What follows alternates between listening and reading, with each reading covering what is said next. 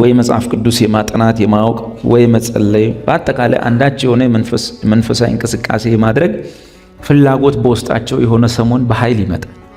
ያን ጊዜ ሲመጣ አንድ ነገር አይረዱ። ያን ፍላጎት ያመጣው እግዚአብሔር እንደሆነ አይረዱ። አንተ ብትሆን ኖሮ የፈለግከው ድሮ ትፈልግ ነበር።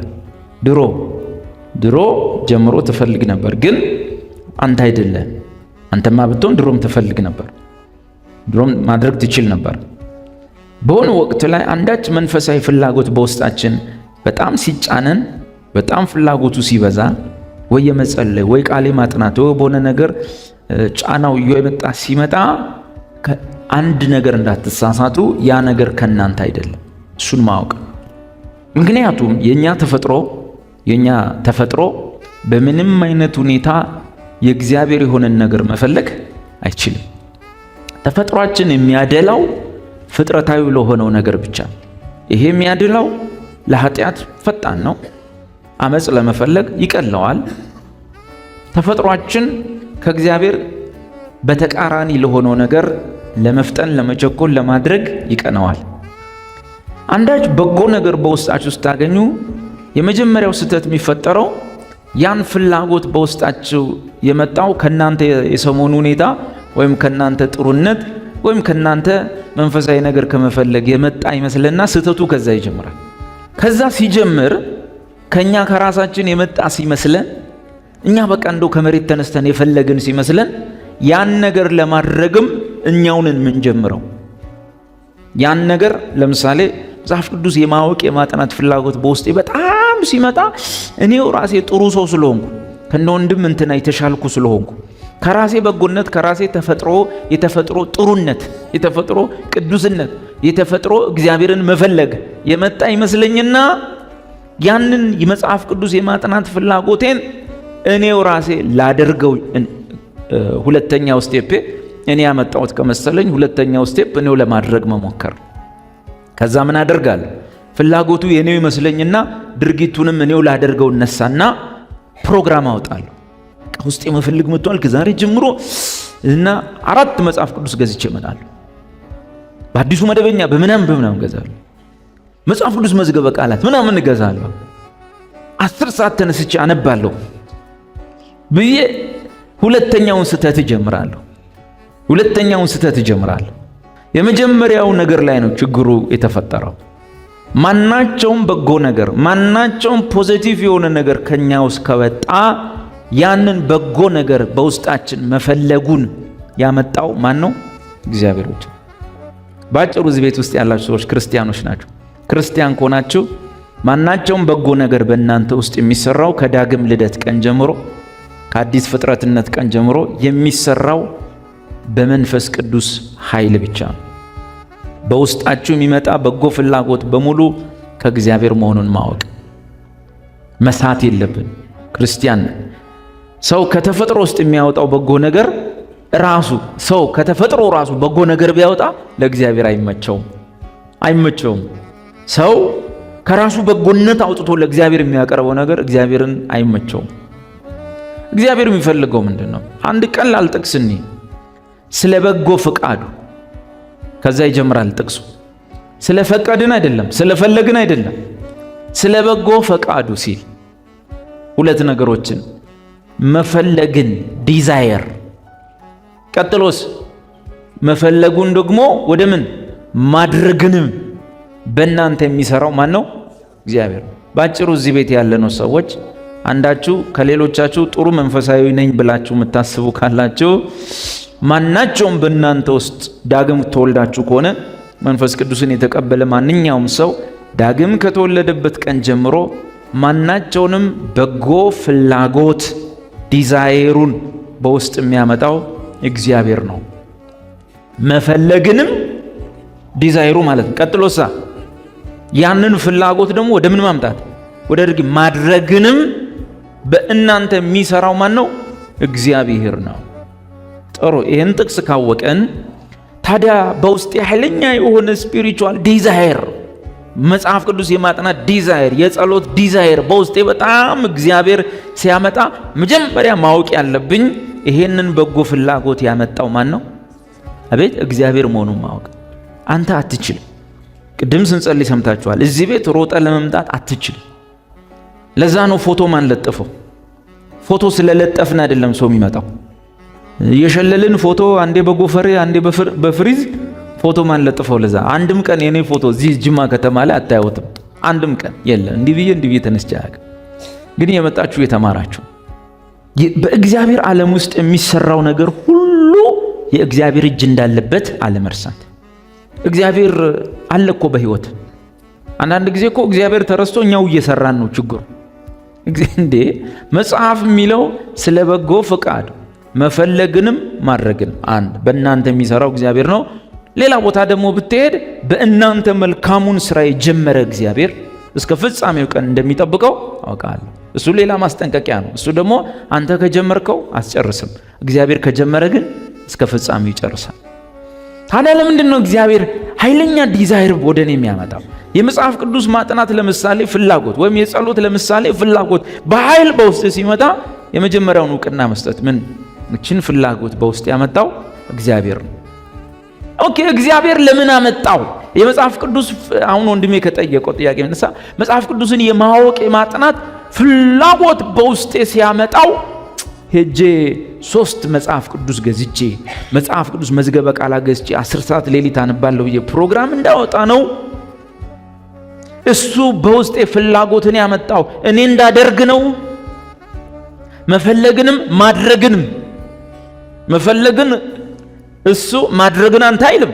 መፈለግንም ማድረግንም በእናንተ የሚሰራው እግዚአብሔር ነው ካለ ታዲያ ለምንድን ነው ፍላጎቱን በእኔ ውስጥ የሚያመጣው? እኔ ማላደርግ ከሆነ እኔ ከመሬት ተነስቼ ማላደርግ ከሆነ ብዙ ጊዜ ማነሳው አንድ ወንድም አለ ዛሬ ከኛ መሃል ባይኖርም ድሮ ሳስተምር ማቴዎስ ወንጌል ሉቃስ ወንጌል እያልኩ በቃሌ ሳወራ አጥንቼ መሰለው ሸምድጄ መሰለውና ጠዋት መጣ። ምንድን ነው አልኩት እና ምንም በቃ እኔ አነባለሁ ምንም ሊገባኝ አልቻለም። እንዴት ነው የምታነባው?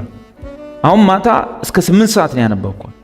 ከዛ እህትየው ስትነግረኝ ውሸቱን ነው እግሩን ሁሉ ውሃ ውስጥ ከቶ ነው ያነበባለች። ይሄ ተማሪ እንደሚያጠናው ተማሪ እንቅልፍ እንዳይወስደው ውሃ ከቶ ያጠናል ይባላል። አይቼ ባላቅ እሱ መጽሐፍ ቅዱሱን እንደዛ ጀመረ ያጠናቅ። ማቴዎስ ወንጌል ምዕራፍ 3 ቁጥር 9 3 ቁጥር 11 ቁጥር 9 ጠዋት ሲነሳ ምዕራፍ ቁጥር አይደለም ምን ወንጌል ነበር ያነበው። አይ ፊዚክስ ቢሆን ይቻላል፣ ኬሚስትሪ ይቻላል፣ ምናምን ሁሉም ይቻላል። የእግዚአብሔር ቃል እሱ አይደል። ኢየሱስ እኔ ሲሄድ መንፈስ ቅዱስ ይመጣል፣ እሱ ከኔ ካለኝ ወስዶ ይነግራችኋል፣ የነገርኳችሁን ያስታውሳችኋል፣ ወደ እውነት ሁሉ ደግሞ ይመራችኋል።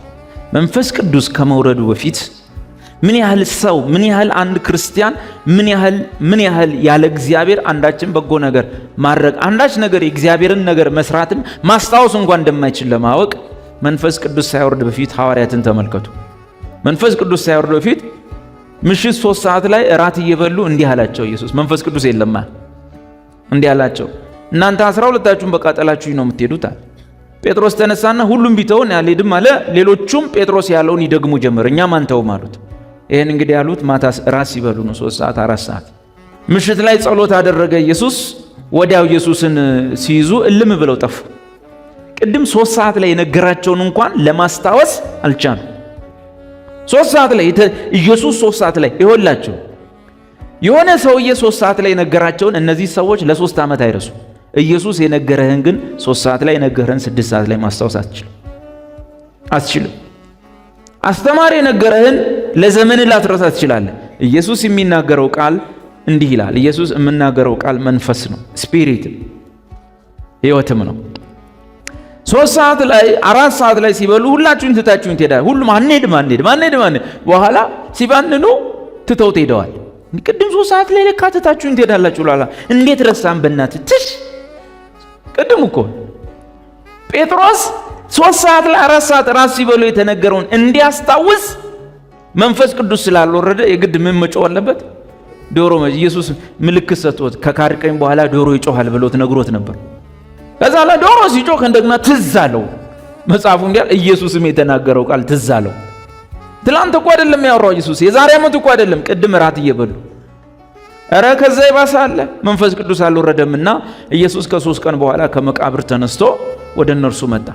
አጠገባቸው ቆሞ ታንኳ ላይ ሆኖ ልጆች ሆይ አንዳች የሚበላላችሁ ሲል የለም እባክህ ተነስቷል እኮ የለም እኛም ሞክረን አቃተን ምን እስቲ ወደዛ ፈቀቅ በሉና ጣሉ።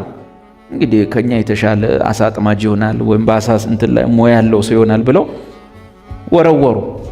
በኋላ ሲያጠምዱ አንደኛው አያየና ጌታ እኮ ነው አለ። በ3 ቀን ውስጥ ማን ረሱት? የ3 ዓመት ወዳጃቸውን ረሱ። ማን የለም? መንፈስ ቅዱስ። ስለዚህ ኢየሱስ ምን አለ?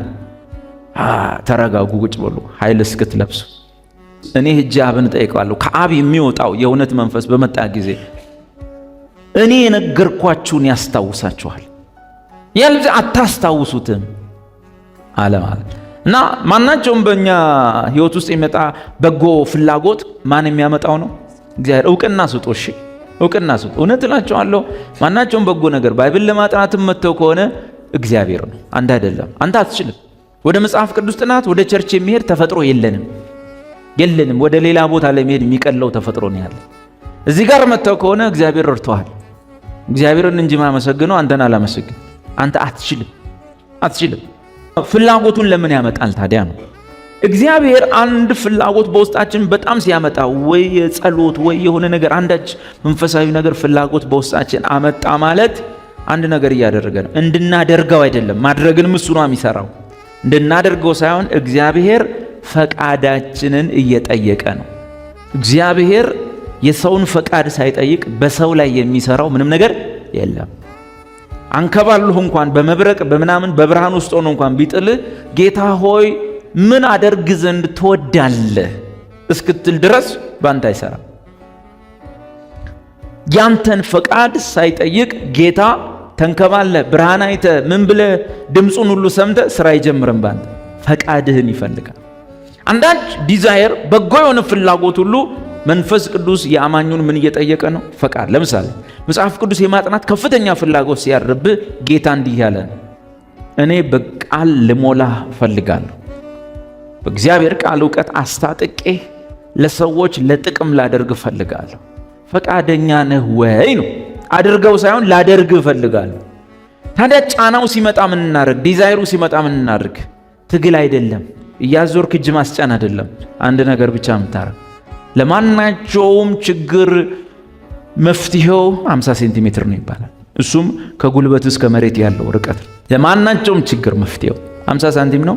ከዚህ 50 ሴንቲሜትር ነው ርቀቱ። ትንበረከክና እግዚአብሔር ሆይ እውቅና ስጥ። ይሄን ፍላጎት ያመጣው አንተ እንጂ የኔ ተፈጥሮ አይደለም። ይሄን ፍላጎት ስላመጣህ ታንኪዩ እና አባት ሆይ በኢየሱስ ስም በእኔ ይሄንን እንድታደርግ ፈቅጃለሁ። ጌታ ሆይ ፈለከውን በኔ ስራ፣ ይፈለከውን በኔ ያርግ። አንተ ሸክላ ዕቃ ነህ። ያ የተፈለገው መንፈሳዊ ፍላጎት ወይ የሚፈጸመው ነገር እሱ የተወደደው መዝገብ ነው። ሸክላ ዕቃ ሽሮ ሊሰራበትም ዶሮ ወጥም ሊሰራበት ይችላል። ሸክላ ዕቃነቱን ሊቀይረው ግን ይችላል አይችልም? ይችላል። አንተው ነህ፣ ምንም ያው ነህ፣ ሸክላ ዕቃ ነህ። ጳውሎስ ያን ያህል ውድ መዝገብ ውስጡ ገብቶ ምስጋናው ሁሉ ለእርሱ እንዲሆን ይህን ውድ መዝገብ በሸክላ ዕቃ ውስጥ ነው ያደረገው ይላል። አንተም ሸክላ፣ እኔም ሸክላ፣ እሱም ሸክላ። እግዚአብሔር የፈለገውን እንዲያደርግ ፈቃድህን መስጠት ብቻ።